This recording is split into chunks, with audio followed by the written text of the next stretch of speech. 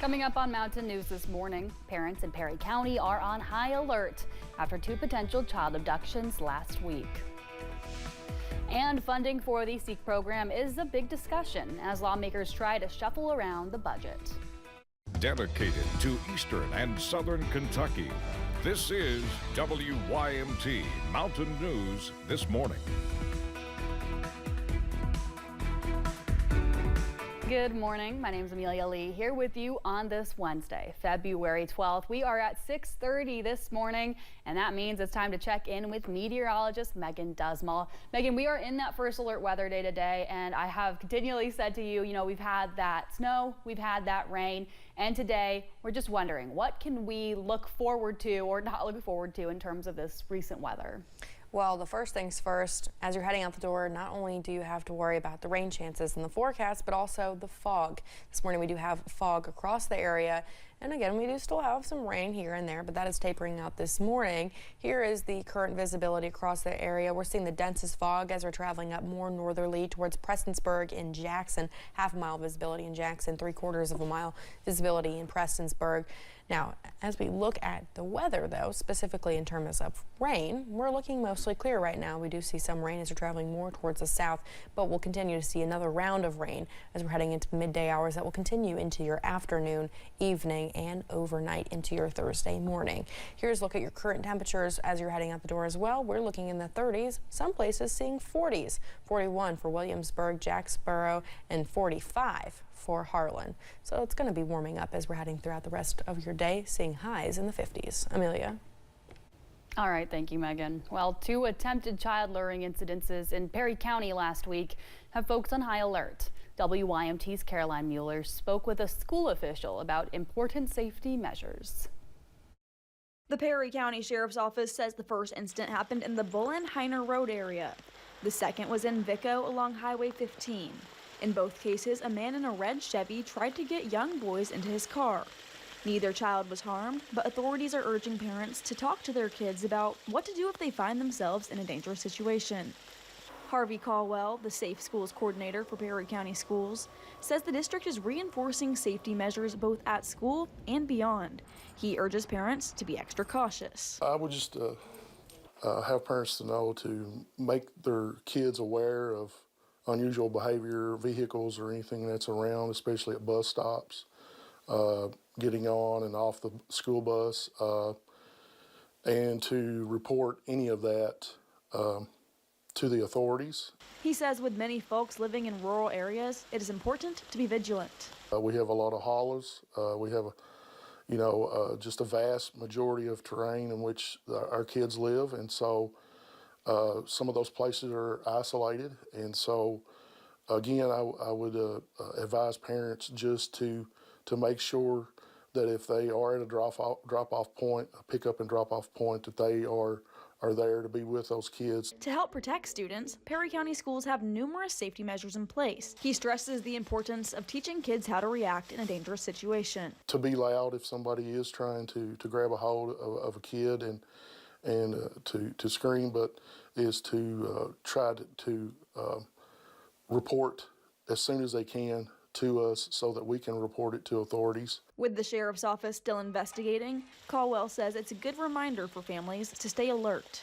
In Perry County, Caroline Mueller, WYMT Mountain News.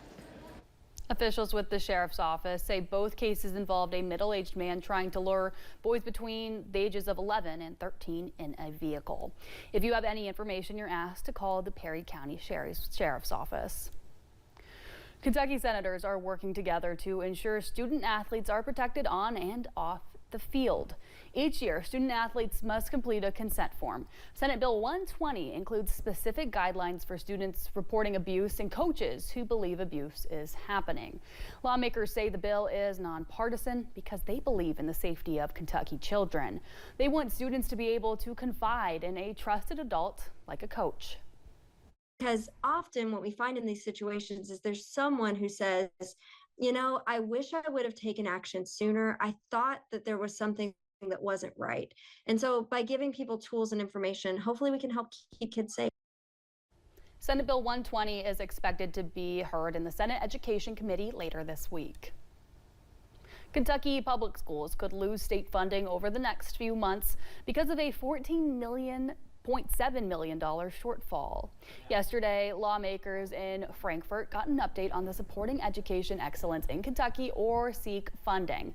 Members of the House Budget Review Subcommittee heard concerns that inaccurate data and estimates during the 2022 budget process led to those shortfalls. Lawmakers now have two options: adjust the current state budget to make up the difference, or force school districts to make their own cuts. So it would the cut would show up in April, May, and June in their payments this year. So they're going to have to adjust their budget right now. And obviously they've signed contracts. They're well into the fiscal year. So making that cut, for some districts, it may be a hiccup. For others, it may be pretty rough. KDE is still gathering some last pieces of data to nail down the final number, and that final calculation is due March 1st. With President Trump talking about dismantling the federal Department of Education, some folks are worried about student loans. The department oversees $1.6 trillion of student loan debt. Dismantling it would take an act of Congress.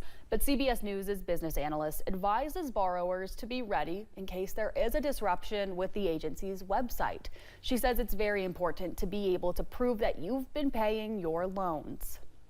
I am directing everyone, go to studentaid.gov, that's the federal website, and you want to start to actually grab the screenshot of all the information that is there. So that could be the loan amount, how much you've paid in, that could be the interest rate, that could be when it's due, and I think these are critical action steps to take to protect yourself. She also advised that all borrowers should change their passwords often, use two-factor authentication, download their records, and to even use autopay. School districts are feeling the effects of missing class because of the weather. A long list of schools canceled yesterday and today for weather. Districts only get 10 NTI days. In Magoffin County, Superintendent Chris Meadows says they've missed 21 days this year for weather. 11 days were spent closed altogether. He says when school is out, students aren't learning. I think that it's exhausting anytime we stray from routine and structure. Proposed House Bill 241 would let districts add time to school days to make up missed days. The Education Commissioner would also be able to waive up to 5 instruction days. There have been no votes on it so far. A new bill proposed in Frankfort would allow cigar bars in Kentucky to get around local indoor smoking bans. House Bill 211 would allow people to smoke inside designated cigar bars with some rules laid out. It does not allow smoking of vapes or e-cigarettes in the bar, only cigars. All customers must be 21 or older. There must be a smoke-free space for deliveries, and the cigar bar must make sure smoke does not pass through shared walls or into nearby businesses. County road aid funds are coming to Owsley County. The Kentucky Transportation Cabinet says the Owsley County Fiscal Court will get nearly $19,000 to repair a slide on Left Fork Cow Creek Road.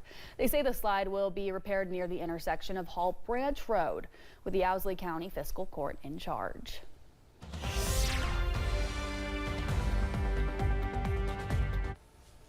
We are watching that rain this morning. It's mostly focused on our more southern portions of our area. Campbell and Claiborne County seeing just a little bit of that rain this morning. Now we'll continue to push on out. This is the remainder of yesterday's system, but more rain is to come. As we're heading into the midday mark, we'll see that rain move into our area, continuing to stay with us through the afternoon, evening, and into the overnight hours, tapering off tomorrow morning. Here's those forecast high temperatures for today. We'll see those temperatures warming up into the 50s, and even warmer weather as you're traveling more towards the south, hitting 55 degrees as you're on your way to Tennessee. Not too bad. And we'll continue to see those temperatures nice and warm even overnight. Here's what you'll look at as you're heading off to the bus stop. Right now we're at 34 degrees, warming up to 35 by the time you're heading off to school, seeing those cloudy skies. But by the time you're on your way home, 52 degrees, with most of the area seeing just a little portion of that rain. Amelia. Thank you, Megan, and thank you for joining us on Mountain News this morning. The time is 6:39. Still to come, we're sniffing out the premier pup at this year's Westminster Dog Show with a look behind the scenes of one of the oldest continuously running sporting events in the country.